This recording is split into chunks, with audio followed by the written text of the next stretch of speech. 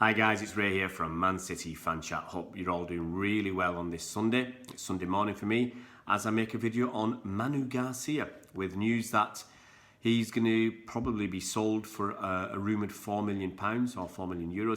To be honest, it doesn't make much difference these days, whichever currency we use. And possibly back to Sporting Gijon, where he's started his main part of his career. Now, I spoke on one of our live streams 2 or 3 days ago about Manu Garcia and that it was likely that he wouldn't go on the pre-season tour. He'd want to stay behind and sort out his future. Now, that's what's actually happened. So he's not on the list of players on the pre-season tour. This is a list of 26. I think there's 12 academy kids and 14 main pros.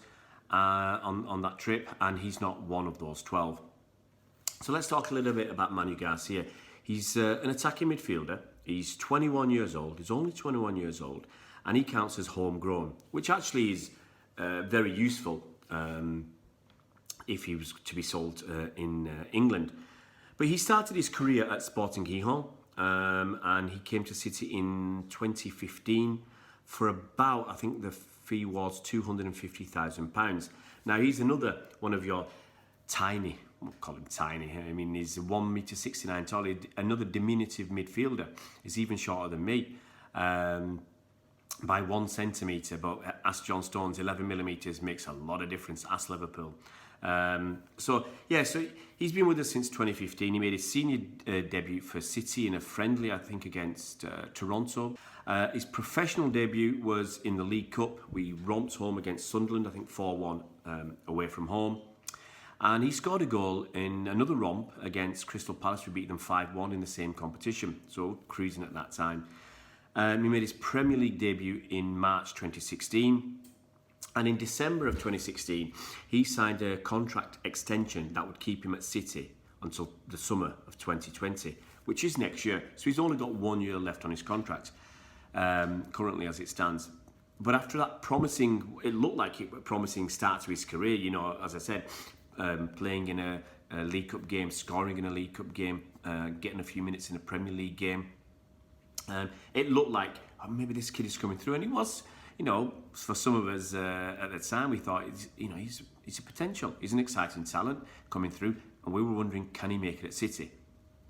Well, in 2016, he went out on loan to Alaves. So this is the start of the process where you think, is this kid really going to make it? Start on the loan process. So he went to Alaves. He didn't play a single game for Alaves.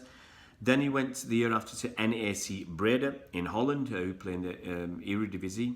They've just been relegated actually from the Eredivisie last season. And it's this kind of a sister. We don't own them, we have a relationship with them, yeah. And so he played 53 games for NAC Breda. The following season, last season, he went to Toulouse, and I think he played 31 games for Toulouse. Now, he's had offers apparently from Italy and Spain. And it looks like, from what I saw a couple of days ago, that the Sporting Gijon link for about €4 million or £4 million seems quite a strong one. It's a bit strange as well because I think they're in the second division, Segunda, I think they call it in Spain, or Serie B, whatever you want to call it. I mean, I'm not an expert on Spanish football, I'll say that up front. But that's a lot of money for a club to pay for a kid, a 21-year-old kid. But after he finished with Toulouse, I mean, Toulouse loan was interesting. Now, I read somewhere last year that Toulouse were paying a fee that was somewhere in the region of £350,000, £400,000 or €400,000, which is quite significant if you think we paid €250,000 for this kid. So if we're loaning him out, I don't know what we'd have charged NEC Breda, but if we're loaning him out to Toulouse for €350,000 to €400,000, well, we've actually got back in that loan fee exactly what we paid for the kid. So, we're already up on this kid before we even sell him. But anyway, whilst he was at Toulouse, he had I think a decent start to the season, but it kind of tailed off. And he made some very strong comments at the end of the season that were reported in L'Equipe, French sports paper. And this is what he had to say. I made a good start because we played nice football at the beginning of the season. We had more of the ball and I played better. But as the results were not coming, it became more and more difficult, and we decided to go down the route of a more and more ugly playing style. We wanted to play in the first way throughout the season, but it didn't work. I need to be in a team that develops ball possession as much as possible. We did not persist in this way in the recent months. It is a shame.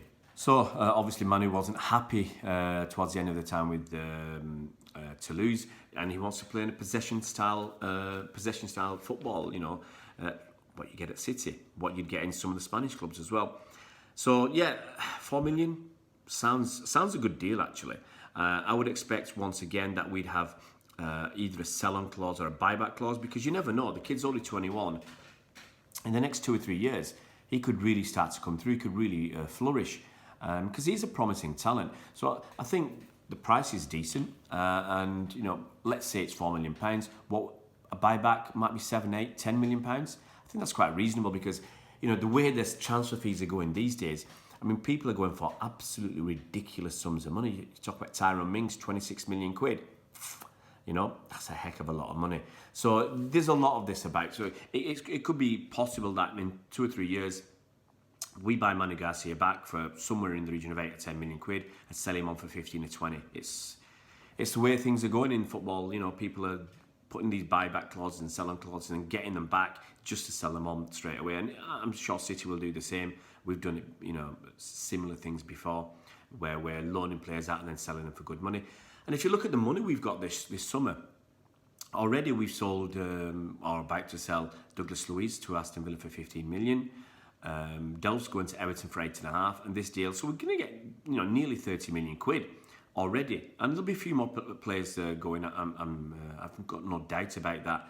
And actually, we're not bringing that many senior players in. I mean, so far Angelino and Rodri, and I think in total we're talking about 70 million quid. And if we're getting already 30 million, you know, the people who want to worry about next spend, let them worry that, you know, we're not spending that. We're not actually spending that much. We are self-sufficient, and this is just another example of our self-sufficiency. We can look after ourselves, and all the people who said, well, what will happen if the sheikh walks away? Well, you can walk away. Man City will carry on. You know, we're making profits. We're doing well. So, Manu Garcia, if he goes, wish him all the best. It's a shame. Would have liked, you know, I say this for a lot of kids. You know, I said it for Rabbi Matondo last season. I said it for Brahim Diaz, Jadon Sancho. It's a shame we didn't see more of them playing for City, but you know, we're a very strong team. It's very hard to break in to that team, and the only people who can break in have to be exceptional talents like Phil Foden.